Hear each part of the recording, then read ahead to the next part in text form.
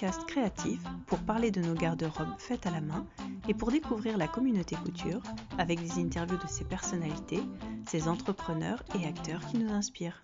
Bonjour Laurence, bienvenue à Causons Couture. Merci. Je suis très contente de te recevoir aujourd'hui parce que j'ai découvert qui tu étais et ce que tu cousais depuis quelques mois seulement. C'est comme si j'avais loupé un wagon cousu main, faut croire. Et en tout cas, j'ai été très contente que tu acceptes aujourd'hui de venir parler avec moi. Et je t'en remercie. Avec plaisir, vraiment. Est-ce que tu pourrais te présenter aux auditeurs, s'il te plaît ? Écoute, je m'appelle Laurence, Pinky sur la blogosphère. J'ai 36 ans, même si je sais que je ne les fais pas, évidemment. N'est-ce pas ? Dans la vie réelle, je suis conductrice de bus. Ouais. Et sinon, côté couture, je couds depuis à peu près 10 ans. En pointillé, on va dire. Il y a un peu comme toutes les couturières, j'imagine, il y a des périodes avec et des périodes sans. Ouais. Tu l'as évoqué. Bon, moi, j'en parle très, très rarement, mais effectivement, j'ai participé à l'émission Cousu Main, la première saison, Ouais. qui a été diffusée sur M6 en 2014. Et puis voilà, en gros. Je suis originaire de Martinique, donc j'en parle quand même assez régulièrement sur les réseaux. Et puis voilà. Et quand est-ce que tu as commencé à coudre, en fait ? Comment ça s'est fait ? À l'époque, j'étais sur un forum dédié aux cheveux naturels. Ouais. Donc des trucs qui n'ont strictement rien à voir avec la couture. Et sur ce forum, il y avait une toute petite rubrique qui traitait des loisirs créatifs. Et à ce moment-là, en fait, il y avait deux, trois filles qui s'étaient lancées dans la couture. Ouais. Et donc, je suivais un petit peu leurs aventures et présenter leurs créations. Et moi, je trouvais ça totalement hallucinant de pouvoir transformer un simple coupon de tissu en une petite robe pour leur fille ou même pour elle. Et puis, heureux hasard, en fait, j'ai une amie dans la vie réelle, là, par contre, qui au même moment, en fait, voulait se débarrasser de sa machine à Quelle coudre. idée ! Ouais. Et du coup, en fait, j'ai acheté vraiment par un coup de tête la machine de mon ami à l'époque. Et en fait, ça a commencé comme ça. J'ai plongé le nez dans le mode d'emploi et puis voilà, c'est parti. Et depuis ça, j'ai jamais arrêté. Et c'était quoi tes premières envies de couture, en fait ? C'était des vêtements pour toi ? C'était de la bricole ? C'était de la déco ? Comment ça s'est fait ? C'est beaucoup de bricole parce que je suis peut-être un petit peu trop, j'étais peut-être un petit peu trop ambitieuse. J'ai brûlé toutes les étapes classiques quand on démarre en couture. Je crois que le premier truc que j'ai cousu, c'était une pochette zippée. C'est-à-dire un zip, c'est carrément pas le premier truc que tu vas coudre quand tu te lances dans la Non. couture. Elle était horrible. Elle était toute de travers et tout, mais j'étais trop fière parce que en fait mon zip il était posé, la pochette elle se fermait et voilà. Après ça, je crois que j'avais fait un haut avec des smocks à la machine. Ah, quand même. Mais oui, non mais je te dis vraiment j'ai brûlé les étapes. Ça aurait pu me dégoûter parce que au final forcément tu te plantes sur pas mal de choses et du coup à force de me tromper et de gâcher du tissu du coup j'ai repris le chemin vert. Donc je me suis posée calmement. On avait organisé justement avec des filles de ce forum-là des petits ateliers en live pour échanger un petit peu nos astuces. Et de là, j'ai commencé vraiment à me concentrer un petit peu plus sur le côté technique pur de la couture pour pouvoir progresser sérieusement. Et tu as progressé donc avec ces amis-là, et est-ce que tu as fait à côté genre des vidéos YouTube, ou alors est-ce que tu as acheté un livre qui t'a aidé, ou est-ce que tu avais une maman, une cousine, une copine à côté qui venait de temps en temps, ou comment ça s'est fait plutôt ? Franchement, YouTube, c'est pas trop mon truc. Toi, je te disais, je suis pas trop podcast, je suis pas du tout tuto vidéo. Ouais. Mais par rapport à aujourd'hui, en tout cas, à l'époque, il y a 10 ans, les blogs étaient en plein essor. D'accord. Du coup, là, les gens participaient vraiment. Je veux dire, là, il y avait beaucoup de commentaires. Il n'y avait pas encore Instagram, donc du coup, c'était vraiment que sur les blogs. Et il y avait quelques blogs qui entraient vraiment dans les détails de la couture, enfin, dans les détails Des réalisations. ouais, des réalisations, voilà. Et du coup, en fait, à force de lire à droite à gauche un petit peu, t'apprends sur le tas au final. D'accord. Mais pas de vidéo, pas de cours en dehors. Ma mère a beaucoup cousu à Ouais. l'époque, quand j'étais, mais elle est en Martinique et que moi je suis ici, donc c'est un peu compliqué. Et puis maintenant elle coupe plus, donc voilà. Par contre, elle me harcèle pour que je lui couche des trucs. Eh ben oui, forcément. Et à partir de quand, dans ce contexte-là, alors j'entends bien que forcément c'est via Internet que tu as rencontré les gens pour la couture et que ça t'est venu. Donc à quel moment tu t'es dit, ben, moi aussi je vais partager. Est-ce que c'est sur ce forum où tu avais déjà eu des infos couture ou à partir de quand tu as commencé dans ce parcours à partager sur un blog? Ben, alors, au début, c'est resté vraiment que sur ce forum. Mes photos, elles étaient toutes pourries. Et c'est là où on voit l'évolution réelle de la blogosphère couture. On est carrément aux antipodes de tout ce qu'on peut voir aujourd'hui, hein. J'imagine. Des photos pas travaillées, avec un décor aux petits oignons et tout, qui fait limite penser à un magazine. On était carrément loin de ça. Et on était pas forcément dans l'esthétique, mais vraiment dans la technique, dans les échanges d'astuces. On était vraiment concentré sur ça. Et donc sur le forum en question, je montrais un petit peu ce que je réalisais. Et c'est les filles qui m'avaient initié en quelque sorte à la couture, qui m'ont dit, mais là, je sais plus qu'est-ce que j'avais cousu, hein. Mais elle m'a dit, mais là, il faut trop que tu fasses un blog et tout, c'est trop beau et tout. Et donc, en fait, voilà, j'ai commencé mon blog à partir de là. D'accord. Parce que les gens m'ont dit, mais en gros, ça mérite d'être vu par plus de monde. Mais ils ont raison. Ils ont raison. Bah, en tout cas, je suis encore là, oui. Ben oui, oui, non, mais moi je suis allée fouiller un petit peu les archives de ton blog, de tes blogs, j'ai envie de dire, et c'est vrai qu'on voit ce que tu disais, l'évolution sur les photos, sur le contexte, sur la façon de faire les choses, etc. Et en fait, malgré tout, dès le début sur ton blog et qu'on retrouve, je trouve, tout le long, c'est déjà les choix engagés de tissus, c'est-à-dire que autant il y a des blogs où on sent l'évolution sur les choix des tissus, les modes, etc. Toi, tu as toujours choisi quelque chose qui correspondait à toi, et ça, j'ai trouvé ça génial. Assumer tes formes, même si on a bien conscience en filigrane, on le sent que c'est pas toujours évident, mais que bah, elles sont là et que tu fais avec. Et puis, euh, et puis dire ce que tu penses, simplement, sans prise de tête, sans non plus en envoyer des caisses, etc. Et partager des fois tout simplement, enfin je vois que t'avais un blog donc à peu près de quoi, de 2012 à 2016, un truc comme ça. À peu près, ouais. Et puis que tu as repris un blog là en 2019. Et Ouais. moi ce que je trouvais chouette pour une fille qui n'arrive pas trop à publier ce qu'elle coud, c'est-à-dire qu'il y a quelques photos, simples, efficaces, quelques lignes de texte pour expliquer ce que tu as fait, les quelques modifications, comment tu te sens dans le truc, comment tu l'as fait. Bah, c'est une façon de garder le lien et de continuer et en même temps de présenter. Et ce que j'aime aussi beaucoup, moi, chez toi, c'est la façon dont tu présentes. C'est-à-dire que moi, je vais présenter qu'un petit sourire devant mon téléphone, bien droite.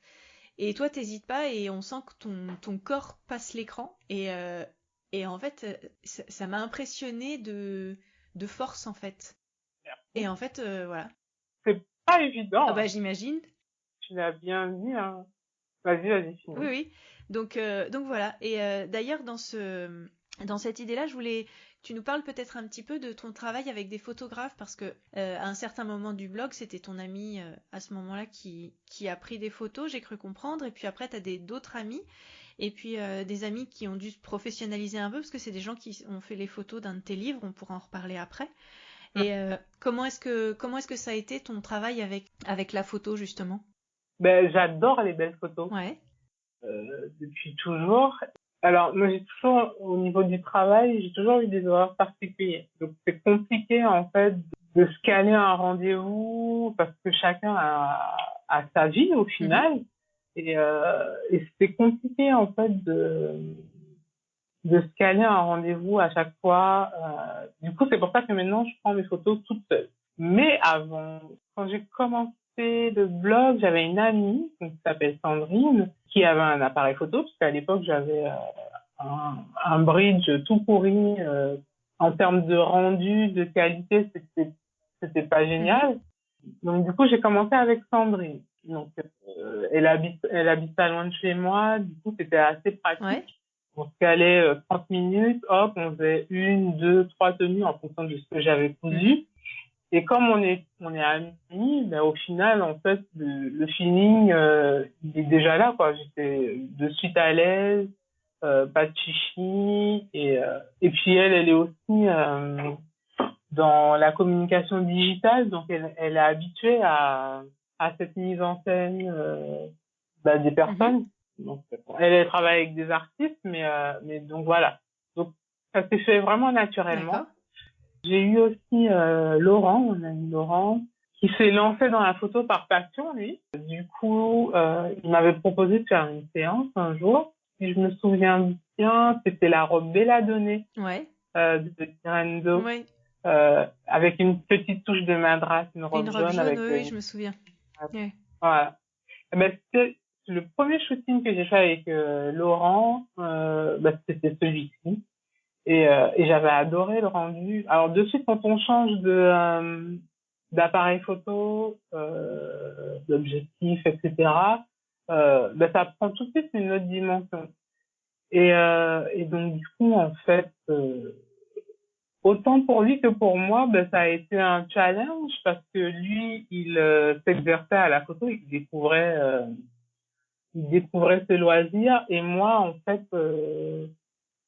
je m'essayais en mode mannequin un petit peu pour mettre un peu plus en valeur ce que je faisais. L'objectif, un peu comme Jolie Bobine a fait, c'est de montrer que la couture, elle égale au final la mode en général, Bien sûr. en termes de rendu. Bon, j'ai pas la prétention d'y être arrivé aussi bien, mais en tout cas, l'objectif c'était ça. Donc avec Laurent, on a fait pas mal de photos, enfin pas mal de shootings, et donc il a fait quelques photos de mon livre justement.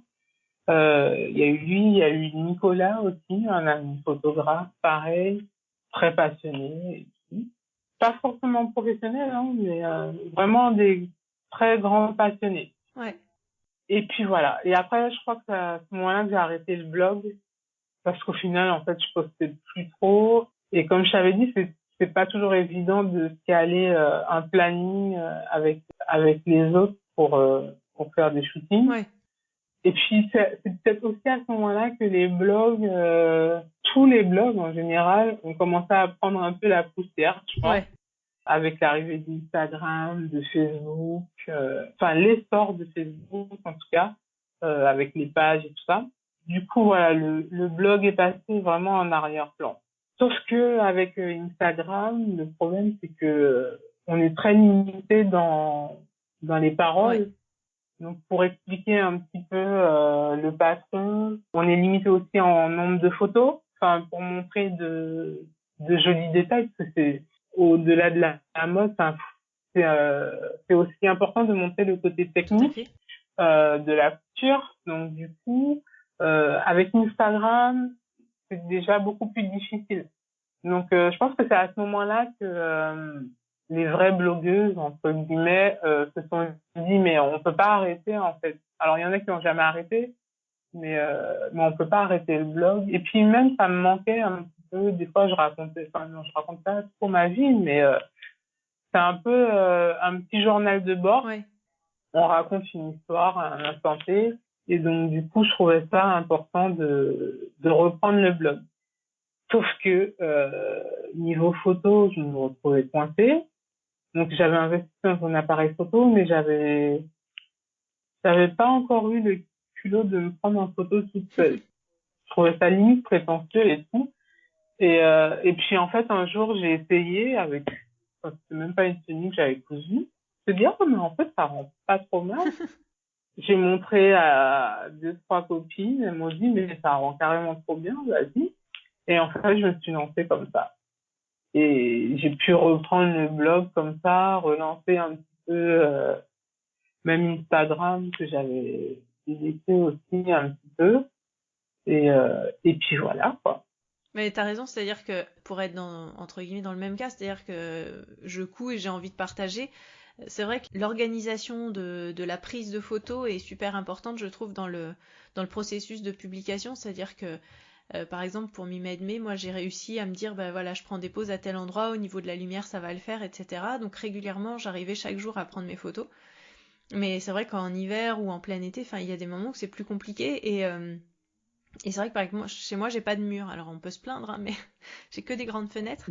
Et donc Ouais, c'est compliqué. Alors je le prends avec mon téléphone parce que c'est plus facile d'envoyer parce que j'ai un vieil appareil photo qui est pas du tout connecté. Donc ça veut dire il faut sortir la clé, la mettre sur ouais, l'ordinateur, de l'ordinateur, l'envoyer sur le truc. ouais, Donc c'est j'avoue. vrai que c'est tellement plus facile avec le téléphone que je le fais avec le téléphone, mais c'est vrai que trouver l'endroit avec la bonne lumière et que en 3 secondes t'arrives à prendre tes photos et à t'installer et que ça soit fait, je dois dire que bah, c'est cool que t'aies réussi à trouver ça parce que je trouve que t'as vraiment une bonne lumière. Ça prend pas 3 secondes, hein, quand Non, même. non, non, mais si tu sais faire facilement, c'est vrai que si ton truc il est rodé, si ça prend pas 3 secondes, je veux Oui, dire, c'est quand même bien, quoi, tu vois. ouais, c'est une routine à mettre en place. C'est ça. Genre là, ça fait 3 jours que je prends des photos, mais mon appart est pas très lumineux, contrairement à ce qu'on pourrait Ouais. penser. La lumière, elle est pourrie. Il fait pourri sur Paris depuis 3, 4 jours. Donc, en fait, je suis coincée parce que si je force un petit peu... Après, pourtant, j'ai des spots lumineux et tout, mais en fait, j'aime le rendu naturel. Ouais. J'aime pas retoucher à l'extrême mes photos. D'ailleurs, je suis nulle en retouche, donc voilà, je serai pas bien loin. On est aussi tributaire du temps, en fait. Ouais. Mais bon, c'est pas grave. Non. Moi, je me mets pas de pression particulière dans la publication. C'est-à-dire, je suis pas, il faut absolument que je publie une photo tous les jours. Non, il peut se passer un mois sans que je poste, ça me pose aucun souci. Bon, bah, très bien. Contrairement à d'autres. D'ailleurs, dans les défis photos, j'ai vu que tu avais fait un défi qui s'appelait défi French Curves. Est-ce que tu peux en parler Est-ce que c'est quelque chose que tu as refait depuis ou est-ce que tu l'as fait une fois ou deux seulement? Peut-être, moi, je l'ai fait une fois ou deux seulement. À la base, c'est un défi mode, Ouais. mais comme moi je couds, du coup, je trouvais intéressant d'allier et la couture et le côté mode. Donc, j'ai dû le faire une ou deux fois et puis après, en fait, je suis passée à autre chose. Enfin, je suis passée à autre chose. Je veux dire, j'ai pas continué dans le défi, mais au final, Ça reste dans le même esprit, toujours. oui, mon mode de vie est comme ça au final. Mm. Est-ce qu'on peut parler quelques instants de cousu main? Moi, j'aurais aimé de savoir. Je me souviens j'ai lu ton article qui résumait un petit peu tout ce que tu as appris. Alors, une des choses sur lesquelles je Mhm. suis complètement d'accord et dans les cours de couture que je donne, c'est ce que je leur dis et elles rigolent, mais c'est vrai. 80% de la couture, c'est le fer à repasser. Ah oui, je suis une maniaque du repassage du coup. J'étais peut-être un petit peu déjà. C'est mon père qui m'a appris à repasser, D'accord? d'ailleurs. Euh, donc je repassais ses chemises et tout à l'époque. Mais du coup, j'ai toujours été très maniaque du repassage. Je déteste avoir un vêtement froissé et tout. Je trouve que ça gâche tout en fait. Mhm.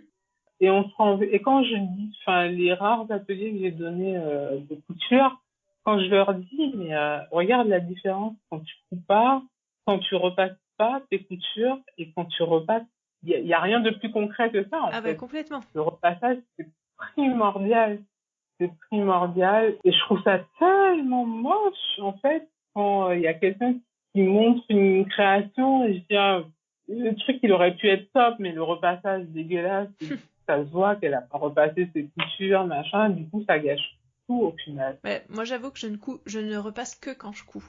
Après, je repasse plus. Mais par contre, Non, mes tout le coutures temps. sont ouvertes. Donc, enfin, ça va faire 6 ans maintenant. Est-ce que tu as gardé des contacts? Est-ce que tu as gardé quelques habitudes de couture? Est-ce un bon souvenir, une bonne expérience? J'ai cru comprendre quand même.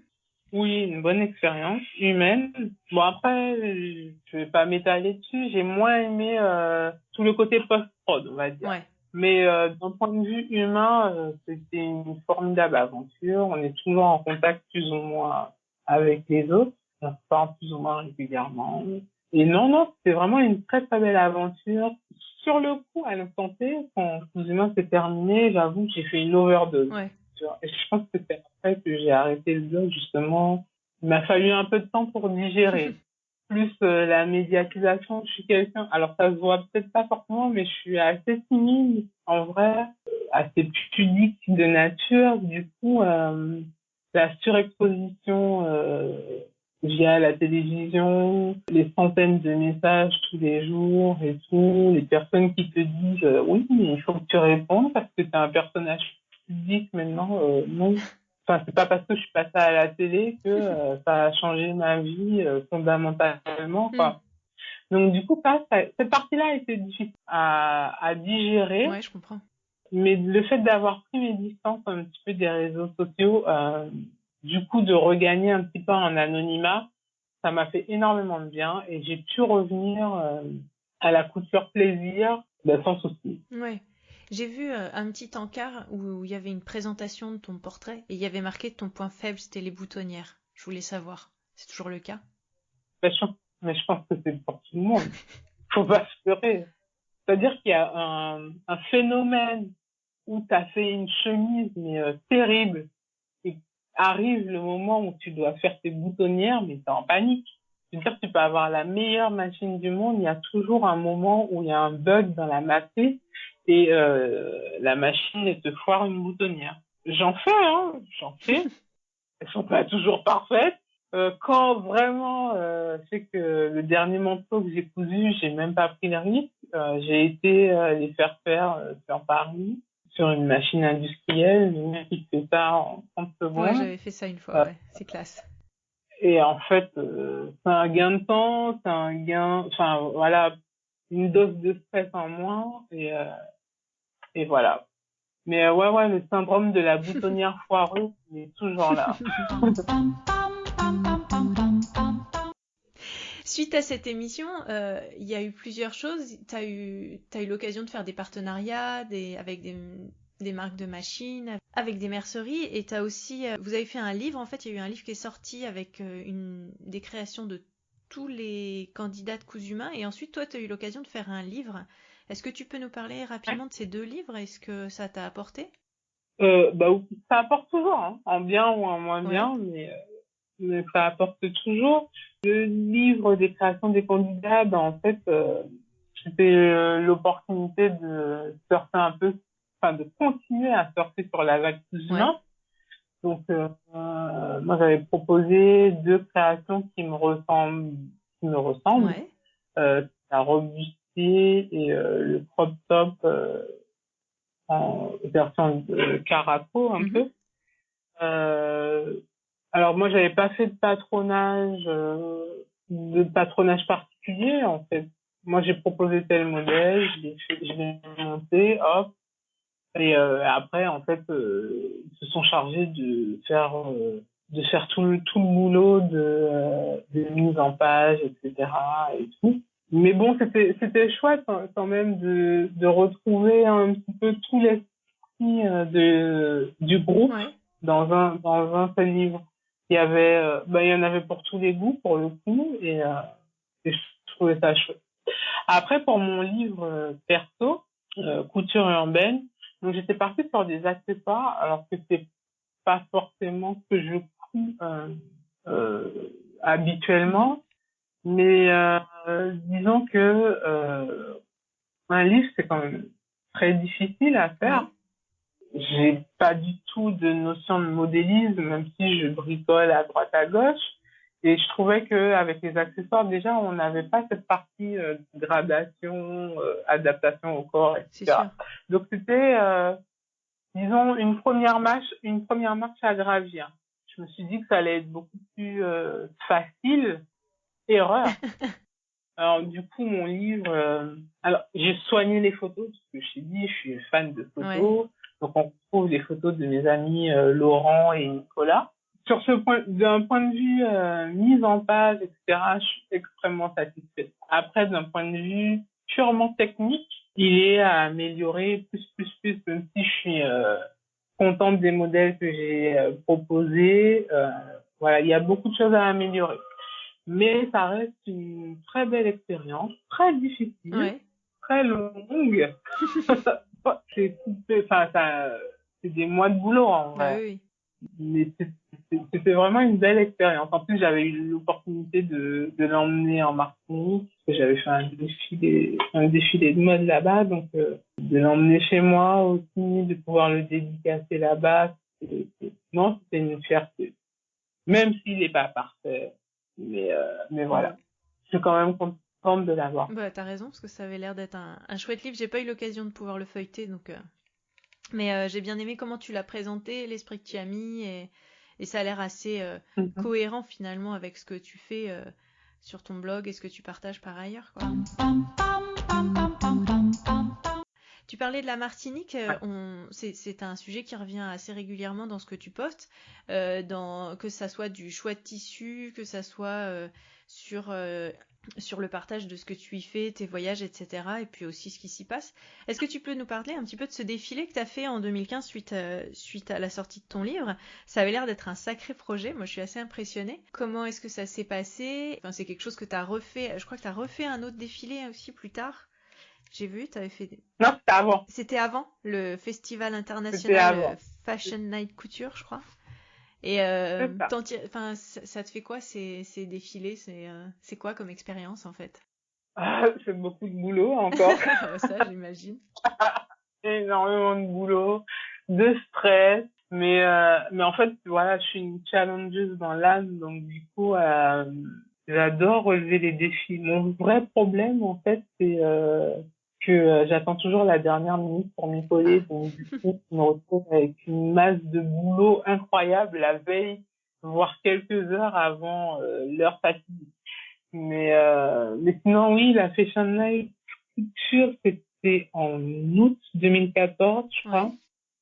Ouais. Bon. Ben, c'est tombé pile au lancement de Cousumin, D'accord. juste avant Cousumin. Et donc, du coup, c'est vraiment un gros défi. Donc, à l'époque, j'avais fait ça avec une amie. Donc, déjà, c'était assez rassurant de pas être toute seule au final dans cette aventure. Mhm.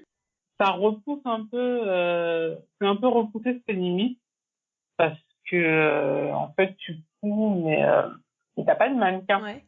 Donc du coup tu tu couds mais au final tu sais pas qui va porter ta tenue, est-ce que ça va aller, etc. Parce que quand moi je couds aujourd'hui, je décide que je vais coudre telle ou telle chose, c'est par rapport à Mhm. moi. Enfin, c'est un projet bien spécifique, c'est par rapport à moi, mes envies, mes goûts, donc je vais les adapter, je vais adapter mes tissus, je vais adapter mes modèles par rapport à moi. Mm.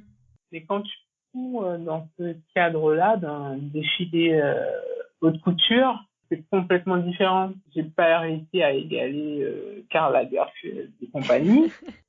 C'était une super expérience. Ouais, non, vraiment, c'était une très belle expérience. Bon, je referai pas tous les jours, mais parce que c'est quand même très, très fatigant. Très éprouvant, mentalement, physiquement. Oui.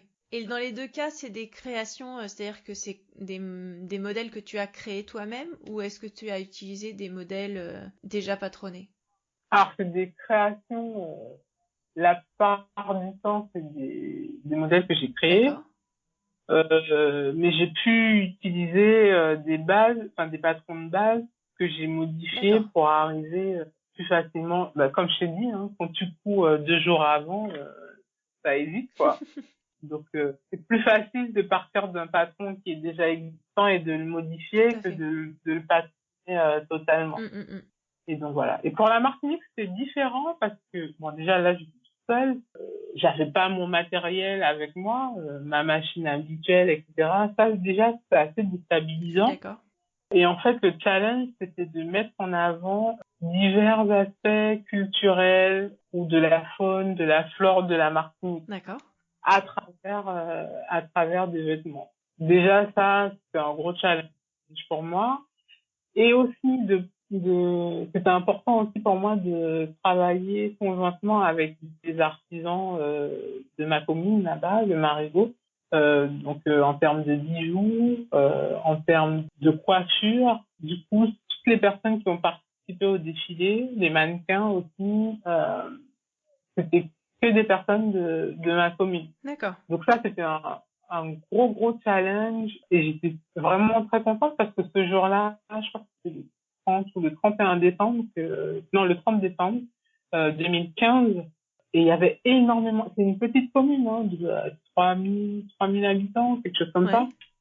Et il y avait énormément de monde qui était venu assister au défilé. Alors c'est hyper impressionnant, hein, J'imagine. mais c'est hyper touchant parce que c'est en quelque sorte une forme de reconnaissance de ton travail et franchement, ouais, grosse fierté aussi. Quand on voit les photos, on se dit qu'il y a du boulot et ça rend bien. Donc bravo en tout cas.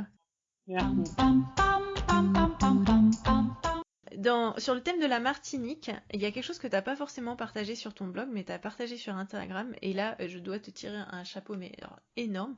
C'est toutes ces tenues de carnaval que tu as réalisées cette année. Et j'ai vu, je crois, quand on avait déjà fait à d'autres périodes. Moi, je connaissais pas du tout ce principe de déguisement tous les jours, mais j'avais découvert une fille, une américaine qui doit aller en Amérique du Sud régulièrement, retourner dans son pays et qui, pareil, s'est fait des tenues, mais alors démentes. Ouais. Est-ce que tu pourrais nous parler un petit peu de ces tenues parce qu'elles sont impressionnantes et ça te va super bien, quoi. Merci. Ben, pareil, encore un challenge. En général, je rentre une fois par an minimum en Martinique, et comme j'adore le carnaval, donc en général je rentre au carnaval. Et les jours gras, en fait, culturellement parlant, le dimanche gras, le thème est libre en termes de tenue. Il y a des codes. Le dimanche gras, c'est libre, donc c'est l'ouverture du carnaval avec la présentation du Vaval. Donc le Vaval, c'est la grosse mascotte du carnaval qu'on brûle le dernier jour. Le lundi gras, c'est le mariage burlesque. Donc, les femmes sont déguisées en hommes et les hommes sont déguisés en femmes. D'accord. Par extension, c'est plutôt aussi une journée dédiée aux enfants. Ouais. Voilà. Le mardi, c'est le mardi gras, donc c'est la couleur rouge. En général, culturellement parlant, c'est la sortie des diables. D'accord. Et donc, les diables avec les petits miroirs qui sont incrustés dans les costumes et tout. Donc, tout rouge en général. Et le mercredi décembre, donc le jour où on brûle Vaval, le dernier jour, donc c'est un jour de tristesse et donc du coup un jour de deuil entre guillemets, et le dress code c'est noir et blanc. D'accord. Donc j'essaye quand même, alors je participe en général le dimanche, le mardi et le mercredi, ce sont les 3 plus gros jours, et j'essaye, alors l'année dernière, ça fait que 2 ans que que j'ai vraiment mis l'accent sur les costumes en termes de couture. Avant ça, j'étais beaucoup plus soft. L'année dernière, j'étais partie sur, j'avais pas une thématique pour tous les jours. Contrairement à cette année j'ai choisi l'Égypte. Donc j'ai vraiment, j'ai réfléchi longtemps à ce que j'avais envie de faire. Et puis voilà, je me suis lancée. Quand j'ai une idée en tête, tant que j'ai pas fini, en fait, je suis focus dessus. Donc du coup, le dimanche gras, je suis sortie en Nefertiti, donc avec la coiffe bleue, avec tous les petits bouts de satin qui ont été cousus les uns après les autres. Et ça a mis des heures et des heures. Et donc avec la longue robe blanche drapée en mousseline. Le mardi gras, j'étais partie sur la déesse Isis, donc avec les ailes. Alors en termes de rendu, etc., c'était peut-être pas forcément au top de ce que je voulais, mais au final on s'en approche plutôt bien. Ouais. Et le dernier jour, c'est la momie. Alors j'ai oublié le lundi, parce que c'était aussi mon anniversaire le lundi gras. D'accord. Donc j'avais fait une soirée d'anniversaire et j'étais restée dans ma thématique Égypte, et donc du coup le lundi j'étais en Cléopâtre. D'accord. Voilà. Et donc le mercredi en momie. Voilà, j'avais recyclé un petit peu la tenue de Cléopâtre d'ailleurs, et avec des petites chutes et tout. Voilà, c'est fun. Ah bah oui, puis c'est impressionnant, ça rend super bien quoi. Bravo. Oui, merci. Merci. Je réfléchis déjà à l'année prochaine, figure-toi. Bah j'imagine. Non mais c'est des chouettes challenges à se mettre soi-même quoi, c'est... Ouais. y a un truc qui me fascine chez toi, c'est la couture du bustier. Oui. C'est-à-dire que depuis le début, tu as cousu des bustiers et tu en as assez régulièrement et tu maîtrises le truc. Est-ce que tu utilises toujours le même patron ou est-ce que tu t'adaptes à chaque fois? Enfin, comment tu fais? Bah, enfin, ça dépend après de ce que je veux en faire. Si je reste sur un bustier simple, une robe bustier simple, en général, je vais reprendre un patron qui marche toujours. Après, je peux essayer d'autres modèles. Mais au final, en fait, c'est comme une braguette, il y a d'autres techniques. C'est hyper. Une fois que tu as compris le montage, c'est vraiment super simple. En plus, je reste sur un montage vraiment très basique avec comment dire, des tunnels, des baleines rigides, et pas, on n'est pas sur du corset comme dans les costumes, etc.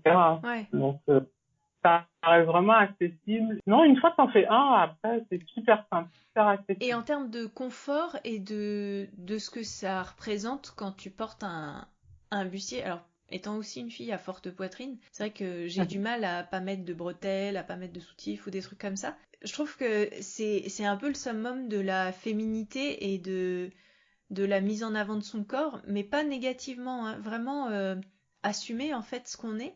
Mhm. Comment est-ce que toi tu le vis et enfin tu expliques plusieurs fois, que ce soit dans ton blog ou sur Instagram, que de par ton métier tu as un uniforme et que donc tu ne portes des vêtements civils, j'ai envie de dire, que pas au quotidien finalement, que plutôt quand les Mhm. week-ends, quand tu sors ou des choses comme ça.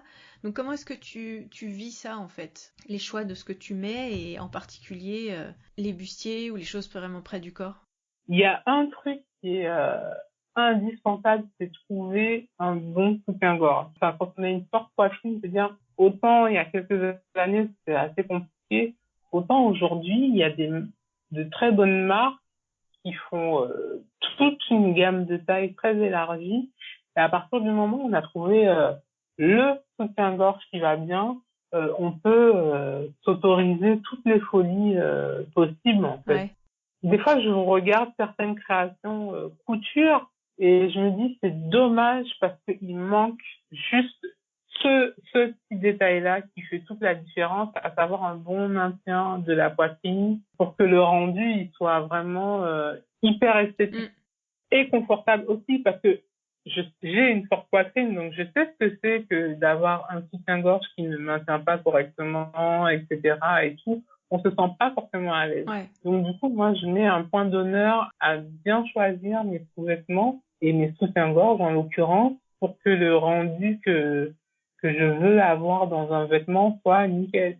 Je dis, si je fais un bustier, c'est pas pour avoir des bretelles apparentes qui vont au final tuer l'esthétisme de mon bustier parce que ce sera pas joli. Ouais. Donc je préfère investir dans un bon soutien-gorge en bretelles qui va bien me maintenir, qui va bien garder ma poitrine et qui du coup mettra en valeur ce que j'ai cousu exactement dans la façon dont je le voudrais. Ouais. Bah oui. Ouais.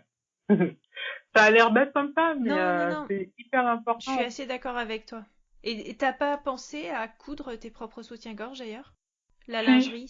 si, c'est sur ma longue liste de choses à faire, mais c'est tellement minutieux en fait. J'ai déjà essayé, hein, mais c'est hyper minutieux. Faut être hyper patient. J'ai pas encore pris le temps, mais il faudrait que je le Un prenne. challenge à venir. Ouais, ouais. Pour continuer sur cette idée du corps et de la taille, etc., au début de Mhm, ton blog, on a un peu en tête en fait l'évolution de toutes les entreprises de patrons indépendantes, Burda, Pas Mal, etc. Et comment les choses ont évolué surtout ces dernières années. Au début, tu râlais souvent sur le fait que tu utilisais quelques Burda plus size ou alors des Burda que tu agrandissais ou alors quelques marques qui se limitaient aux 42, 44, 46 et puis tu gradais un peu le patron pour l'agrandir. Aujourd'hui, c'est quasiment plus le cas et tu disais que tu mettais un point d'honneur justement à ne plus acheter des marques qui ne proposaient pas la taille dans laquelle tu es. Tu l'as vraiment senti? Est-ce que tu trouves qu'aujourd'hui, il y a vraiment plus une ouverture sur ça? Comment tu te places là-dessus? Ben, heureusement, on est en 2020, heureusement que les marques commencent à à s'y mettre. Ouais. Il était temps, je veux dire, moi, j'ai que 36 ans. Oui, je suis ronde, donc je suis du 48, mais j'ai aussi envie d'être sexy autant que la nana qui va porter du 36 ou du 42. Tout à fait. Et je ne comprends pas cette exclusion d'office au final de certaines marques sous prétexte que mais c'est trop compliqué, la grande taille, etc. Et puis, mais c'est pas possible en fait, c'est pas possible parce que quand on regarde la société, on se rend compte que la majorité des femmes sont plutôt du 40-42 que du 34-36. Ouais. Donc, si on reste cohérent par rapport à la société actuelle, je ne comprends pas les marques qui s'arrêtent au 44. Enfin, je ne comprends juste pas. Je suis d'accord. Et est-ce qu'aujourd'hui tu trouves ton bonheur facilement, j'ai envie de dire, et plutôt tu continues toujours de te tourner vers les burdas ou pas, et est-ce que dans les marques françaises ou dans les marques étrangères, tu trouves plutôt tes ressources où ça, en fait? Alors Burda, j'ai arrêté mon abonnement, donc du coup, j'en couds forcément beaucoup moins. Ouais.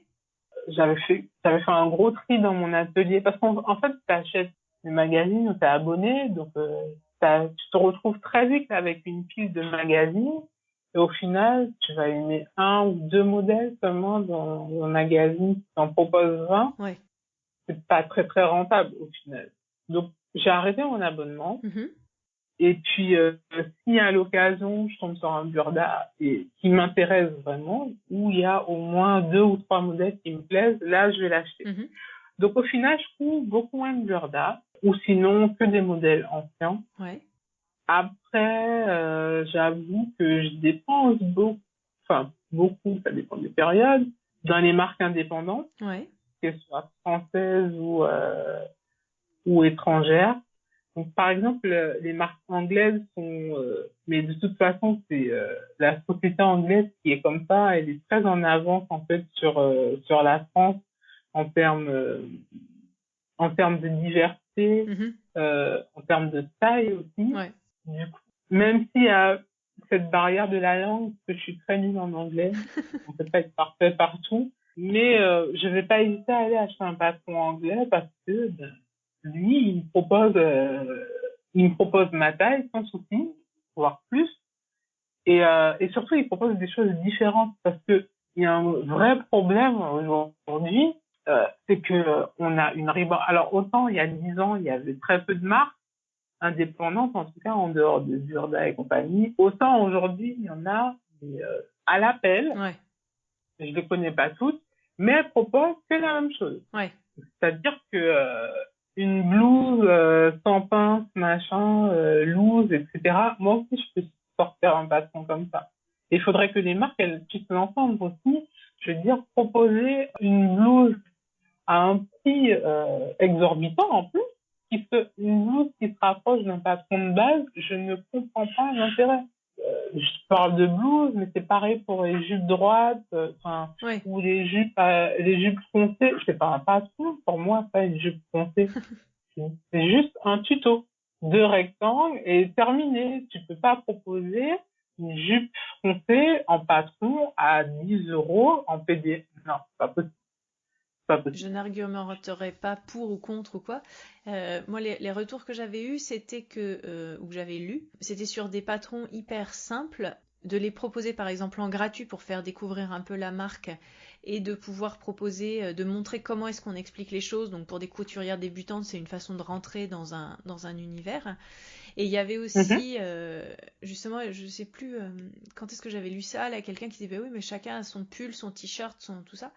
Et qui expliquait que en fait, oui, ça paraît la même chose, mais que finalement, c'est comme toutes les marques de mode, que ça soit du prêt-à-porter fast fashion ou pas, finalement, chacune a son t-shirt, son pull, etc., avec un petit style un petit peu différent. Après, je suis d'accord avec Oui. toi, je pense que quand on part d'un patron de base, on peut facilement arriver, mais il y a justement, il y a peut-être des patrons de base qui sont différents suivant les marques, et que donc chacun s'y retrouvera plus suivant les patrons de base. Mais c'est vrai qu'après, passer un ou deux patrons hyper basiques, C'est vrai que c'est chouette de trouver des marques qui ont une signature et un esprit qui est vraiment différent les uns des autres, quoi. Voilà, on est bien d'accord.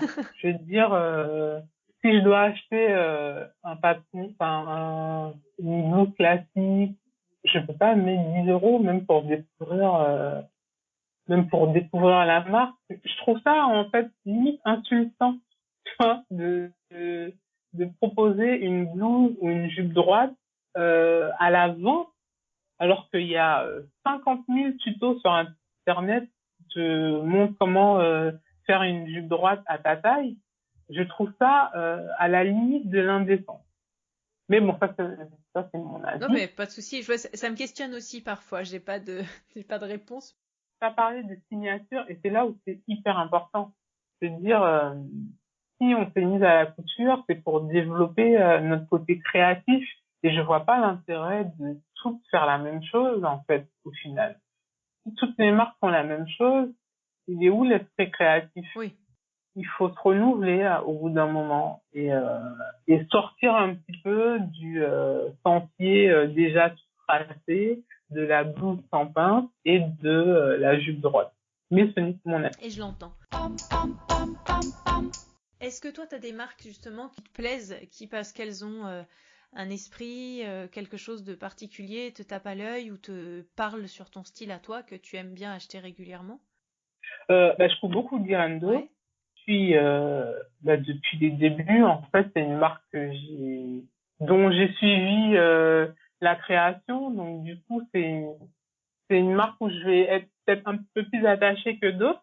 Après, je n'apprécie pas tous les modèles, hein, mais ce sont des patrons qualitatifs. Après, on aime ou on n'aime pas, mais d'un point de vue purement objectif, sur l'aspect technique, etc., enfin, je peux difficilement lui reprocher quelque chose à cette marque. Et elle a l'avantage d'avoir une gamme de taille qui est élargie depuis quelques années maintenant, donc qui va jusqu'au 52 de mémoire. Je m'y retrouve forcément et je sais que j'ai rarement quand je craque sur un modèle de la marque, j'ai rarement de déception derrière. Donc il y a Direndo que j'aime beaucoup, il y a Papercut Pattern de Nouvelle-Zélande qui est pas mal du tout aussi, qui propose, voilà, on parlait de signature tout à l'heure, Oui. on est pile dedans. Ah, complètement. Il y a Named aussi les Finlandais, qui propose des patrons qui ont vraiment qui ont une identité. Tu sais tout de suite que c'est Named. Ah oui, je comprends. Oui, je suis d'accord. T'as Closet Case Pattern aussi, qui est intéressante comme marque. Bon, je suis très anglaise. Il y a aussi République du Chiffon, ce côté vintage qui est hyper intéressant et heureusement. Alors toi, c'est une marque que je suis et qui propose pas forcément de patron à ma taille, donc que je n'achète pas. Sauf la dernière collection où la gamme de taille a été étendue. Alors je sais plus jusqu'à quelle taille, mais je crois que c'est jusqu'au 50 ou au 52. Mais du coup, tu vois, j'ai acheté un patron. Moi, j'ai pas encore cousu, mais tu vois, je suis la première à aller investir. Si tu t'intéresses à moi, si tu ne m'exclus pas au final, bien sûr, je vais te donner mon argent parce que tu me montres que tu t'intéresses à moi. Si tu t'intéresses pas à moi, je vais pas m'intéresser à toi. Oui. C'est aussi simple que ça au final. Il y a aussi le magazine Fibre Mood. Qu'on parlait de magazine, donc Burda a été et est toujours plus ou moins la référence en matière de couture depuis la nuit des temps, j'ai l'impression. Mais il y a des petits magazines, alors j'en achète pas beaucoup, hein, vraiment pas beaucoup. Dans les magazines très récents, il y a Fibre Mood qui est sorti. J'ai mis du temps à m'y intéresser et au final, là, on est pile dans la diversité à tous les niveaux, que ce soit en termes de morphologie, en termes de propositions, enfin, de créativité, de mannequins, etc. Alors, je parle de mannequins parce que qui dit taille, et on est dans cette problématique actuellement, très fortement, on a aussi besoin de se reconnaître en tant que femme non blanche, qui n'était pas forcément le cas jusqu'à il y a quelques années. Et je parlais du Fibre Moon, mais il y a aussi la Maison Victor qui propose des choses intéressantes. Oui, depuis un petit peu plus longtemps, mais oui. Et c'est important en fait parce que on parle beaucoup de taille en couture. Moi, j'ai pas de souci avec les mannequins blanches, minces ou grosses, etc. Parce que je connais mon corps, je sais ce qui me va. Ça fait 10 ans que je couds, donc j'ai l'habitude, j'ai cette facilité à pouvoir me projeter. Sauf que ce n'est pas le cas de toutes les personnes qui il y a beaucoup de personnes qui ont du mal à se projeter sur un tissu et on le voit dans certains commentaires sur différents groupes. Ah oui, j'ai tel tissu, mais je vois pas qu'est-ce que je peux coudre avec. Ou est-ce que vous pensez que telle chose, ça pourrait m'aller par rapport à ma morphologie. Il y a des personnes qui n'arrivent pas à se projeter et c'est là où les marques doivent entendre ce problème de diversité, que ce soit en termes de taille ou en termes de représentation, de couleur. Il y a des gens qui ont besoin, en fait, de voir quelqu'un. Ça peut être pour eux, quoi. Voilà.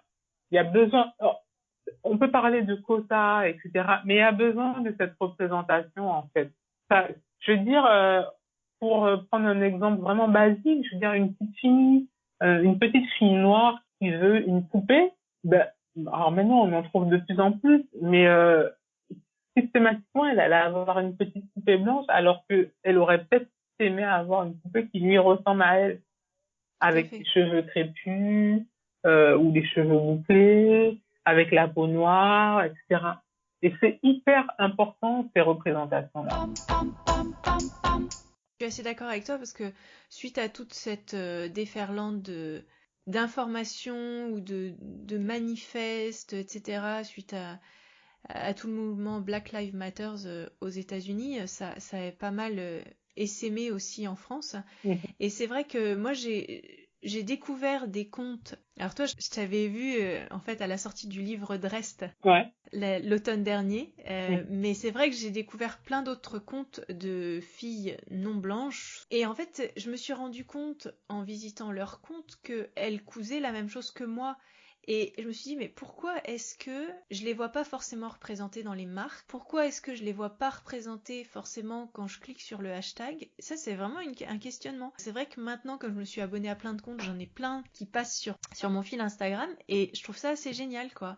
Ouais. Et je me dis que ça représente ce que je vois dehors dans la rue, en fait. Exactement. Alors, ça dépend où on habite et le quartier. Et je me dis, mais ouais, en fait, j'ai pas fait une sélection, en fait, mais je me suis rendu compte que j'avais pas fait attention, je regardais que des filles qui me ressemblaient, alors que finalement il y a plein d'autres choses et que je les voyais pas forcément sur Instagram, alors qu'elles y étaient, et que je suis pas forcément allée les chercher, et que finalement maintenant ça représente plus qu'est notre vie, et je trouve ça particulièrement important au niveau de la représentativité, au niveau des marques, et je sais qu'il y a une blogueuse justement qui disait que parfois elle a été approchée par des marques pour des tests, pour des choses comme ça, et qu'après elle n'était pas forcément représentée dans ce qui était présenté, et ça je trouvais ça vraiment dommageable en fait.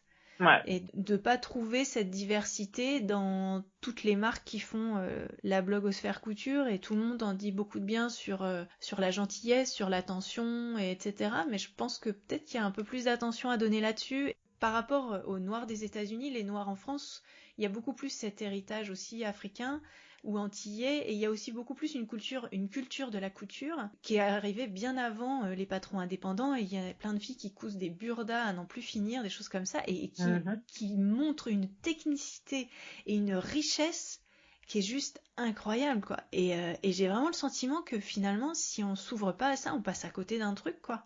Et c'était aussi ce que j'avais envie de partager avec toi, parce que tu revendiques clairement, t'assumes clairement que ce soit ton corps, ta culture, et je sais que t'as plusieurs fois évoqué dans tes stories dernièrement que ton espace Instagram n'était pas un petit espace tranquillou où on ne prenait pas en compte tout ce qui se passait dans la rue, et je trouve ça important, et je me souviens d'un article au printemps sur une blogueuse, pareil, alors pas forcément couture mais créative, et qui prenait position, et quelqu'un lui a dit mais je savais pas que ton compte était engagé, et elle disait mais en fait tout est engagé, et moi je trouvais que son compte était par essence était engagé quelque part, et finalement on est tous engagés. C'est ce que tu disais quand tu disais je vais donner mon argent à quelqu'un qui me représente, et finalement oui, je vais donner mon attention, mon argent, que ça soit en achetant du tissu, que ça soit plutôt du tissu écologique ou fait par des gens qui font attention avec leur service client, qui font attention où ils les achètent. Est-ce que c'est du tissu made in France?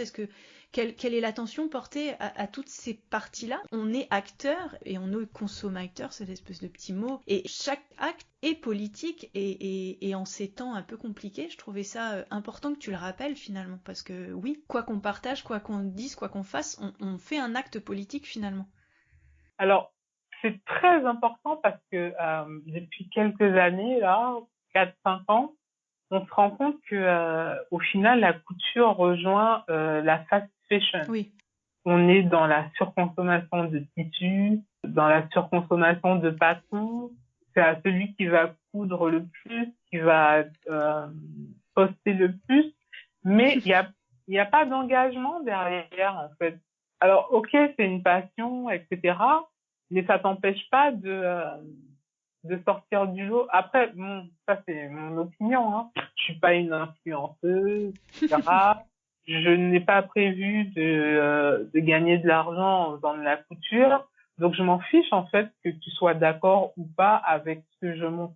Si je dis que je te donne pas mon argent parce que tu proposes pas de patron à ma taille, ou que je te donne pas d'argent parce que tu ne me représentes pas d'un point de vue ethnique, de par ta marque, ou que tu tiens peut-être des propos racistes, déplacés, etc., je ne vais pas te donner mon argent. C'est fini ce temps-là, en fait. Ouais. Avec Internet, on a cette chance-là de pouvoir s'exprimer, ce qui n'était peut-être pas le cas il y a 10 ans. Mais là, les gens ne peuvent plus faire comme si de rien n'était. On peut plus faire comme si de rien n'était. Et je trouve que c'est hypocrite. Et j'ai arrêté de suivre énormément de personnes. Après, j'ai pas de nom à donner, etc. Non, on n'est pas du tout là pour ça. Je suis pas du genre à faire des polémiques sur Internet, enfin sur les réseaux sociaux d'une façon générale. Moi, si tu ne corresponds pas à un minimum de mes principes, eh ben je ne te suis pas. J'ai pas besoin de faire de polémiques, etc. Mais je ne te suis pas. Par contre, si je sens qu'il y a une ouverture, parce que je suis quand même relativement ouverte à la communication, à l'échange, si je sens qu'il y a une possibilité de ton côté que tu puisses améliorer en fait ta façon de voir les choses, améliorer ce que tu proposes en t'ouvrant à plus de monde, plus de taille, etc. Mais je serais à 100% pour. Et j'en parlais avec une amie, donc avec tous les événements récents liés au Black Lives Matter, il y a certains qui parlaient de communautarisme. Le but, c'est pas de tomber dans le communautarisme. Non. Ce serait complètement stupide. Le but, c'est de montrer que, de par l'histoire, en fait, déjà, il faut admettre qu'il y a un problème. Ouais. Il faut admettre qu'il y a un problème. Et la France, alors je parle de la France parce qu'on y est, la France a un grave problème avec l'acceptation de son passé. Ça, déjà, c'est un souci en soi. Pas forcément pour les personnes blanches, mais c'est un souci pour les personnes noires parce que depuis l'esclavage, en fait, on a été détruits. Enfin, les enfants ont été détruits mentalement, physiquement, quand ils ne sont pas morts. Et pouvoir se reconstruire, en fait, ce travail de reconstruction-là, il est toujours en cours. Parce que toutes ces discriminations continuent aujourd'hui, on le voit très bien quand on regarde l'actualité, ces discriminations-là, elles continuent.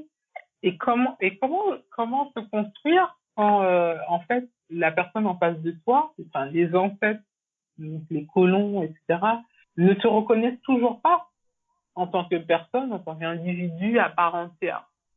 Donc, déjà, ça, c'est un gros souci. Il faut que les personnes blanches puissent le comprendre et l'intégrer, s'y intéresser, un minimum. Est-ce que tu penses que c'est normal que j'ai fait toute ma scolarité aux Antilles, qu'on n'étudie pas l'esclavage en cours d'histoire, qui plus est aux Antilles? Alors, c'est le cas depuis 2005, je crois, ou 2002, chose comme ça, mais c'est très succinct. Et moi, quand j'étais au collège, au lycée, c'est niette, quoi. On n'a jamais abordé l'esclavage. Par contre, la révolution de 1789 et compagnie, je connais. vois, la géographie de la France métropolitaine, je connais. Mais par contre, les îles qui m'entourent, je les connais pas. C'est complètement absurde, en fait. Et du coup, il faut pouvoir entendre, en fait, le cri, alors je vais pas dire du désespoir parce que c'est peut-être un peu abusé, mais il faut pouvoir entendre cette Tout problématique-là. à fait. Mais je trouvais ça intéressant quand tu as posté je crois que c'est toi qui as posté une story avec tous les noms en fait de ces pays en Martinique, rien que Fort-de-France ou Stoucha quoi. Et finalement, à chaque coin de rue, tu as quelque chose qui rappelle la France. Alors oui, enfin c'est une part de la France, mais elle est malgré tout bien différente et il y a toute une culture qui moi en tant que française blanche qui n'a aucune racine créole ne connaît pas en fait. Et pour avoir été une fois à La Réunion assez longuement et connaître des gens un petit peu là-bas, ben, en fait c'est une autre culture, c'est autre chose. J'ai trouvé ça riche de rencontrer cette culture, que ces gens m'expliquent comment ils vivent, d'où ça vient, pourquoi, que ce soit la nourriture, etc.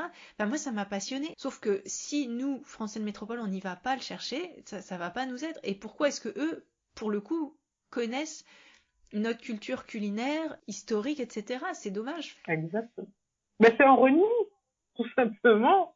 Ben La ouais. France n'assume pas son passé. Et il y a encore énormément de travail à faire.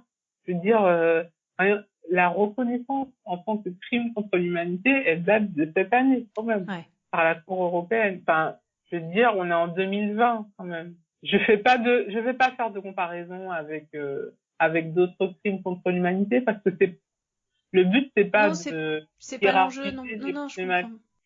Mais il faut admettre qu'il y a eu un souci Mm. avec de très grosses guillemets, hein, quand même, et l'apprendre pour pouvoir le comprendre. Parce que, déjà, en tant que noir, c'est compliqué, mais alors, quand t'as une personne blanche en face de toi qui te dit que tu exagères, bah, mais c'est pire que tout, au final, en fait. Parce que Ouais. c'est renier, en fait, qu'il y a des problématiques qui sont réelles pour le quand les touristes arrivent aux Antilles, mais sont cantonnés au Club Med, je ne sais trop quoi, etc., ils ne s'intéressent pas à la véritable culture antillaise. Là, il y a un souci, je veux dire, la Martinique, c'est pas le Club Med, la plage de sable blanc et les cocotiers. C'est absolument Mm. pas, enfin, c'est une partie de la Martinique, mais ce n'est pas que ça. Oui, oui, oui. Si on a envie, en tout cas, on peut s'intéresser à l'histoire. Et en s'intéressant à l'histoire, on comprendra un petit peu mieux les problématiques actuelles et c'est ce qui fera avancer au final. Je vais faire un comparatif un peu particulier, c'est-à-dire que, enfin, mon travail, ça se passe pas bien.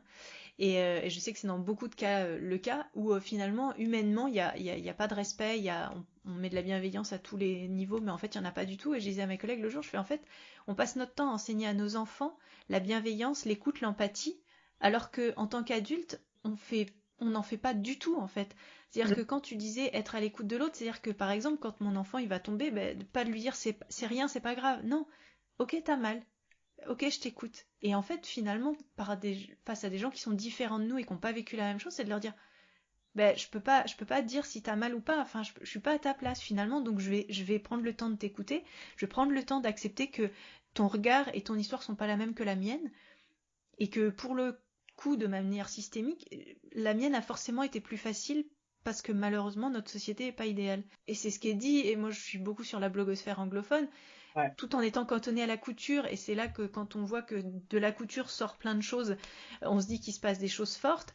Il y a tout ce truc de dire, bah, ok, j'écoute, j'entends, et je me rends compte que, bah, en effet, moi, il y avait un truc, est-ce que vous êtes fatigué de ce truc-là? Ben, moi, ça m'a vachement travaillé ces dernières semaines et je me dis, mais oui, mais moi, ça me travaille ces dernières semaines. J'ai bientôt 40 ans et jusque-là, j'en ai jamais souffert. J'ai pas souffert, je suis blanche, je suis classique, je suis une femme.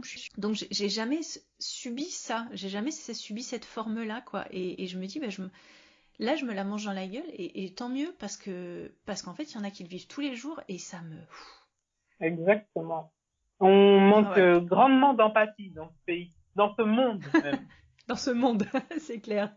On manque grandement d'empathie et t'as tout dit.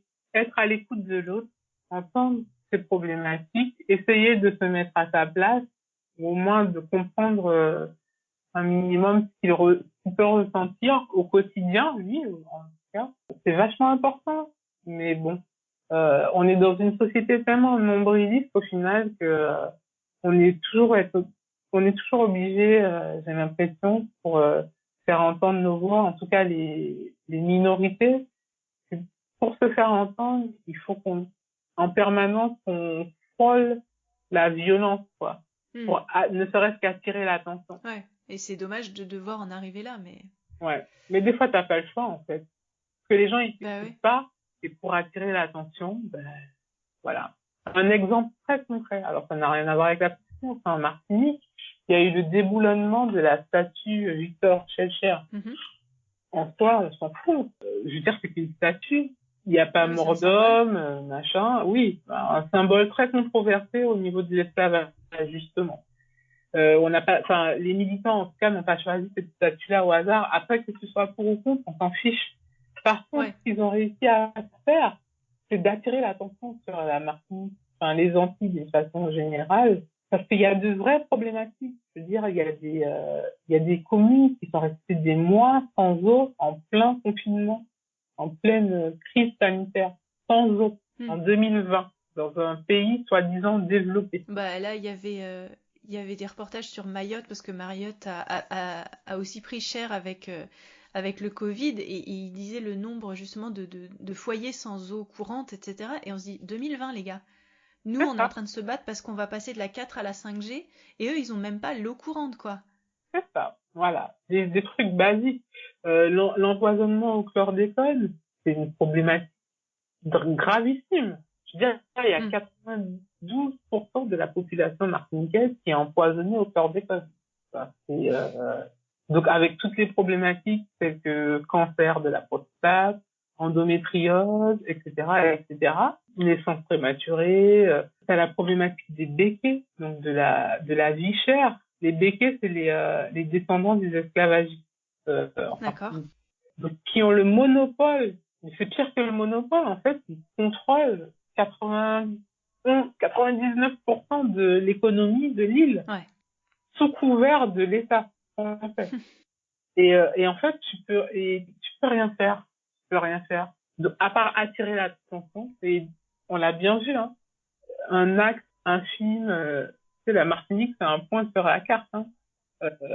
Donc, des militants, un petit groupe de militants déboulonnent la statue de Victor Schœlcher en Martinique, et donc, boule de neige, t'as le déboulonnement de je ne sais plus quelle statue à Londres, idem aux États-Unis, au Canada. Il y a des politiques qui commencent à se dire oui, on va enlever telle ou telle statue, etc., machin et tout. Mais il n'y a que en France où le déboulonnement de ces statues a été... Mais c'est comme si on se posait pas la question, en fait. J'ai entendu plusieurs choses sur ça ces derniers temps. Est-ce qu'il faut ou est-ce qu'il faut pas? Je sais pas, mais en tout cas, en France, le mot d'ordre étatique a été de pas se poser la question. Et je pense que ce qui est demandé, c'est pas tant de le faire que de se poser la question. C'est-à-dire, est-ce qu'on va se questionner, on remet en cause le chose. Est-ce que c'est important d'avoir ce nom-là? Est-ce que mettre un nom sur une plaque aujourd'hui, ma fille va aller dans une école Mandela, dans les rues à côté de chez moi, il y a plein de militants justement anti-esclavagistes, et tout ce qui est les militants après la guerre de 45. Voilà, toutes les nouvelles rues, elles ont des noms un peu prestigieux et comme ça. Et sur les vieux noms de nos vieilles rues, de nos vieilles écoles, etc., on se questionne plus. C'est dommage qu'on questionne pas notre histoire, en fait. Ça a eu lieu, on peut pas renier et il faut pas passer dessus, mais aujourd'hui, on a peut-être le droit d'avoir un regard critique sur ce que ça a été et que ça a mis en place une société qui est ce qu'elle est aujourd'hui, mais peut-être qu'on peut la questionner quand même, quoi, en fait. Mais comme on ne raconte pas cette partie de l'histoire française, forcément, voilà, je veux dire, je sais plus dans quel article je lisais, mais jamais tu vas voir une statue d'Hitler en Allemagne. Non. Mais parce que tu sais ce qu'Hitler a fait, mais tu sais pas ce que Victor Schœlcher et compagnie ont fait aux Antilles. Donc forcément, comme tu connais pas l'histoire, tu questionnes pas. Questionne pas. Voilà.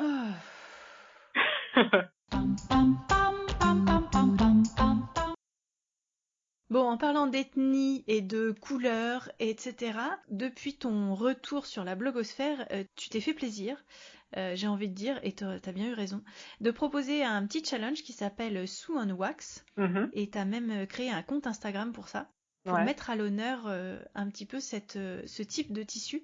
Alors, moi j'ai découvert justement avec toute la mise en avant de plein de choses de la culture, plein de parties de la culture noire américaine et noire en général, sachant que c'est très large, hein, bien sûr, on parle des Antilles, on parle de l'Afrique, etc. Alors, moi j'ai toujours dit la wax ou le wax, mais j'ai cru lire que c'était aussi Ankara, tissu Ankara. Est-ce que tu peux nous en dire un peu plus sur ça et puis nous dire pourquoi est-ce que tu en es venu à proposer ça et ce que tu en fais, parce qu'il y a des très jolies créations qui ont été réalisées, entre autres par toi. Alors, je suis pas une experte en wax, hein, mais j'adore les imprimés qui sont proposés, que ce soit le wax hollandais, le wax n'est pas africain à la base, mais plutôt hollandais par définition. Oui, c'est vrai. Indonésien même. Aussi. Après, il y a des wax africains, hein, mais avec des noms particuliers. Je pense par exemple au Bogolan, au Kanté, des tissus magnifiques. J'aime cette richesse et cette diversité d'imprimés et de couleurs. Ce qui est pas forcément... Ouais. Souvent, on me demande, ouais, mais tu couds jamais de madras. Alors, je suis moins attirée par le madras. Pourtant, le madras, c'est lié intimement aux Antilles. Je suis moins attirée parce que le motif, il est très répétitif au final. C'est toujours le même. C'est un carreau, c'est ça? Ouais, c'est des carreaux. Donc, alors, les couleurs, elles peuvent changer, mais ça me fait moins palpiter que le wax. Mais c'est vrai qu'il y a un mélange de couleurs et de motifs en fait. Ouais. Du coup, les possibilités, elles sont infinies. De la pièce, même avec une pièce hyper basique, le simple fait de choisir un tissu avec des motifs incroyables, des couleurs incroyables, la petite blouse toute simple, toute basique, elle va prendre une autre dimension tout de suite. Oui, on voit que tu as fait d'ailleurs une réalisation il y a très peu de temps sur un M comme Marie qui a priori a grandi ses tailles, donc ça c'est chouette. Ouais. Et le M comme Marie est un des basiques de la couture en France, qui est le basique par essence, et toi tu l'as fait avec un wax assez superbe. J'aime beaucoup ce motif-là. C'est ça, fleur de mariage. Donc oui, comme tu dis, tout de suite, ça relève, ça donne un peu de pop en plus, quoi. Ouais, ça change tout. Sur le challenge que tu as créé, en fait, donc tu as appelé ça Sue on Wax. Oui, je cherchais un mot en français parce que j'avais fait un coup de gueule une fois sur le fait que les personnes anglophones ont tendance à venir parler en anglais sur ton compte qui est en français. Alors que quand toi, tu vas sur leur compte anglais, tu leur parles en anglais. J'avais envie de trouver un nom français, mais bon, ça sonnait pas. Après, voilà, faut admettre ce qui est, hein, ça sonnait pas fun en français. Ouais.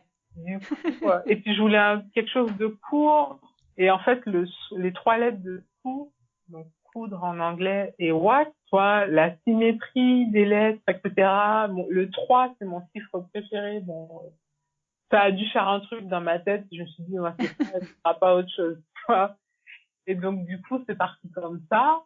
Et puis, on était, je sais pas, peut-être 5-6 au départ, comme ça. Ouais. Et puis, en fait, ça prend de l'ampleur, tranquillement. Et puis, on est presque 1000 sur la page Instagram.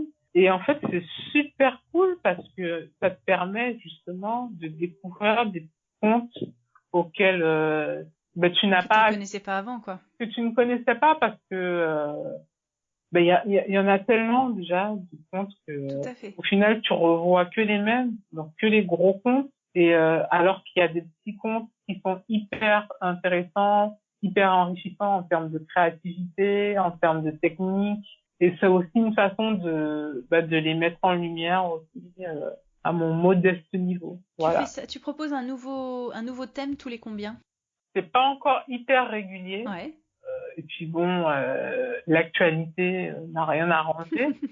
Mais j'essaye en fait de lancer un nouveau challenge tous les 2 mois.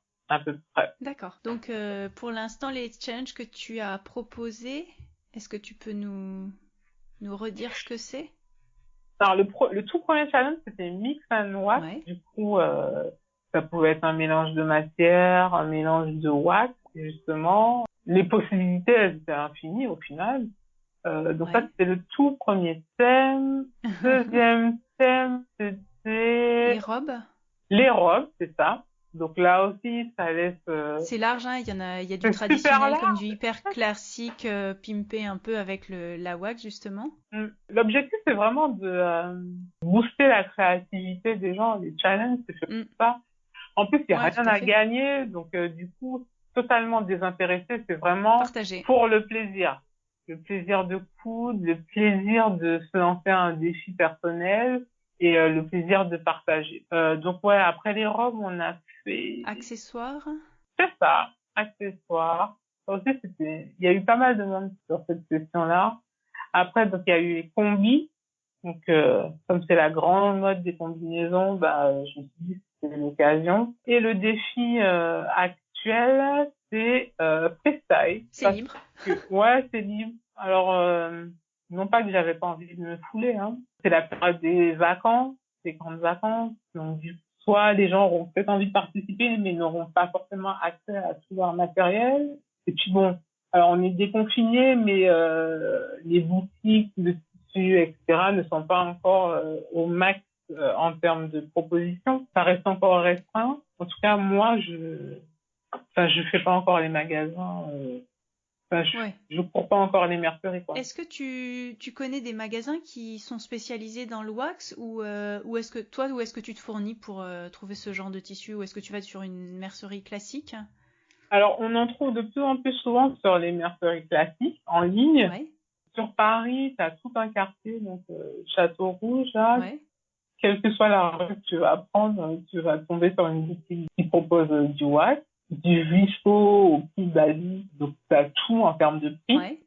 Tu as aussi les grossistes du côté de la Courneuve, Aubervilliers. Alors, j'ai jamais été, mais il paraît que c'est super intéressant de ce côté-là aussi. T'en trouves aussi de temps en temps sur les marchés classiques. Des fois, tu as des Ouais. stands qui proposent des coupons. Moi, ça m'arrive de commander souvent sur Etsy parce que le problème, c'est que quand tu achètes dans les merceries classiques, tu te retrouves toujours avec les mêmes motifs. Ouais. Du coup, moi, ça me saoule d'avoir toujours les mêmes motifs que les autres, alors qu'il y en a plein, quoi. Donc, du coup, Oui. le fait d'aller sur Etsy, tu as accès à des boutiques des États-Unis, enfin, du monde entier, au final. Donc, du coup, ça me permet d'avoir des motifs ou des couleurs différentes de temps en temps. Je fais pas tout le temps parce que niveau frais de port, voilà. Mais de temps en temps, un petit craquage, voilà. Et puis, des fois, j'ai des copines qui m'en ramènent quand elles reviennent d'Afrique. Et voilà. Je partagerai, tu pourras aller voir aussi. Il y a eu un challenge qui a été proposé qui s'appelle Sous Ankara Fabrique. Ouais. Le tissu Ankara, enfin je vous mettrai l'article en anglais si vous voulez sur le blog, je trouvais intéressant et en fait le nom général, enfin bon, il y a tout un historique qui est assez intéressant et bref, donc ils ont utilisé ce nom-là pour dire Sous Ankara Fabrique et là en fait c'est plein de créatrices qui ont un peu dans l'idée de ton Sous on Wax proposé des créations faites à partir de tissus de wax. Donc dit Ankara. C'est vrai que j'ai vu plein de trucs sortir super sympa et il y a aussi quelques magasins américains ou qui ont uniquement pignon sur internet et qui n'ont pas de magasin en dur qui proposent plein de motifs de wax différents comme tu disais. Et c'est marrant parce que moi donc je suis un peu bibliothécaire et justement je suis tombée sur un livre hier, c'était un espèce d'abécédaire en fait avec des motifs. Donc chaque motif était un motif d'un objet finalement. Et il y avait et avec comme ça on faisait un alphabet, c'était un livre pour enfants, donc c'était chouette quoi. Je crois qu'il y a aussi un livre qui vient de sortir sur le wax qui recense un bon plus d'une centaine je pense de tissus wax. Donc un très joli livre à feuilleter, j'essaierai de le retrouver pour le mettre en lien aussi. Voilà que j'avais à dire sur le sujet. Voilà. Est-ce que tu voulais rajouter quelque chose? Est-ce qu'il y a un message que tu veux faire passer? Est-ce que tu veux nous parler de ton projet ou quelque chose comme ça? Je sais pas. Les projets, non. C'est seulement quand ça aboutit qu'on en parle. Sinon, pas de message particulier, mais attirer en fait les marques et pas que les marques d'ailleurs sur le fait que la bienveillance c'est bien, mais il faut aussi voir de temps en temps au-delà de cette bienveillance et s'intéresser aux problématiques qui sont soulevées dans l'actualité. C'est pas parce que le monde de la couture est souvent considéré comme un monde un petit peu bisounours, faut dire ce qui est, que en fait il y a des personnes qui ne vivent pas des problématiques au sein de cette communauté couture. Tout à fait. Et c'est important de pouvoir l'entendre. Voilà. Très bien. Donc, plus de diversité, autant dans les tailles que dans les couleurs. Et puis voilà quoi. Et aussi, je compléterai juste parce qu'il y a quelque chose que je trouve assez génial, qui est pas complètement hors sujet, j'espère. C'est la marque Helen's Closet qui a largement étendu ses tailles d'ailleurs il y a quelques temps et qui s'est beaucoup engagée suite à Black Lives Matter et qui aussi a plusieurs fois proposé en fait de présenter ses modèles assises. Et en fait, je trouvais ça assez génial parce que dans l'inclusivité, il y a aussi si on est en fauteuil roulant, si on est obligé d'avoir des béquilles, si on est obligé d'être assis. C'est hyper important. Une question de façon de s'habiller. Une façon de s'habiller, c'est-à-dire que si on peut pas atteindre son dos avec ses bras, se plier en deux, etc. Et ben finalement, la couture, ça peut être aussi, les gens peuvent aussi aller vers ça et proposer son vêtement assis, et montrer comment il donne assis. De la même manière qu'on monte toujours un vêtement de face et jamais de dos, alors que finalement on a des fesses et qu'on passe. et je trouvais ça, enfin j'aime beaucoup ce qu'elle fait sur ça, l'inclusivité de manière très large quoi. Et que ce soit au niveau de la taille et de la couleur et du handicap aussi. L'objectif ce serait vraiment que ce ne soit même plus une surprise quand on voit une fille qui présente un patron alors qu'elle est en fauteuil roulant, parce que j'en suis 3-4 comme ça qui ont un handicap. Ouais. Je trouve ça génial en fait. Après peut-être que c'est pas parce que je fais partie de cette minorité qu'au final en fait je suis plus attirée par ces minorités-là de prime abord. Je vais plus faire attention à ces minorités-là, mais je trouve que en fait c'est pas juste un problème de minorité. Chaque personne doit se sentir concernée par cette problématique parce qu'on est dans notre petite bulle. On pense que rien ne peut nous arriver. Mais il suffit de rien du tout pour se retrouver en fauteuil roulant ou tomber amoureux du premier noir qui va passer alors qu'on est blanche, etc. Et donc et de voir et du coup se prendre de plein fouet en fait toutes ces problématiques que ces personnes-là rencontrent au quotidien. Donc c'est hyper important l'empathie, s'intéresser aux problématiques des gens qui sont en face de toi. C'est pas parce que tu as des privilèges que en fait tu ne peux rien faire en fait. Et d'ailleurs à ce sujet-là, j'avais beaucoup aimé l'article de Reddy Toussou qui disait oui, mais j'avais peut-être pas conscience en fait de ces problèmes puisque je ne les rencontre pas. Mais qu'est-ce que je peux faire pour apprendre justement, on en parlait tout à l'heure, apprendre et changer aussi ma vision des choses et la vision des gens autour de moi. Voilà. Tout à fait. Je voulais juste rajouter un dernier point. Quand on parlait du wax, il y a un livre qui vient de sortir. Je crois que tu en as parlé, non? Wax, je sais pas si tu en avais parlé. Jessica et voilà. Amélie Thomas, Jessica Brissac, connue comme Swing Jess, et Amélie Thomas, qui est, je pense, une modéliste. Et donc, elles ont sorti un livre chez Mango qui s'appelle Couture Wax, avec des modèles réalisés en wax pour toutes les saisons. Avec, entre autres, une magnifique doudoune et il y en a, je crois qu'il y a tout type de projet dedans. Donc, je l'ai.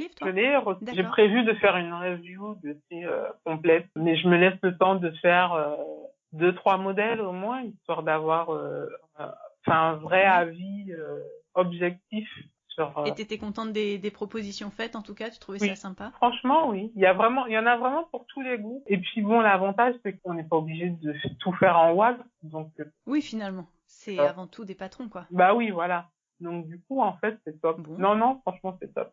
Il est vraiment bien ce livre et je pense qu'il aura énormément de succès. Oui, on lui souhaite beaucoup de succès. Et puis, je propose à tous les auditeurs de te retrouver sur Instagram et sur ton blog, et puis aussi sur le compte Instagram de Sew and Wax, où tu proposes régulièrement donc des nouveaux challenges de couture en wax. En tout cas, merci beaucoup Laurence d'avoir pris le temps de venir papoter avec moi ce matin. Merci à toi de l'accueil. Merci. J'espère que tu auras apprécié et puis à vous auditeurs que ça vous aura permis de rencontrer quelqu'un de très chouette et de continuer à te suivre. Voilà. Merci à toi. Merci infiniment. Vous pouvez retrouver toutes les notes et références citées lors de cet épisode sur l'article qui est dédié sur le blog ateliersherwood.fr. Retrouvez-moi aussi sur Instagram, Atelier Sherwood. C'était Causons Couture avec Mathilde et Laurence. Merci beaucoup et à bientôt et bonne couture!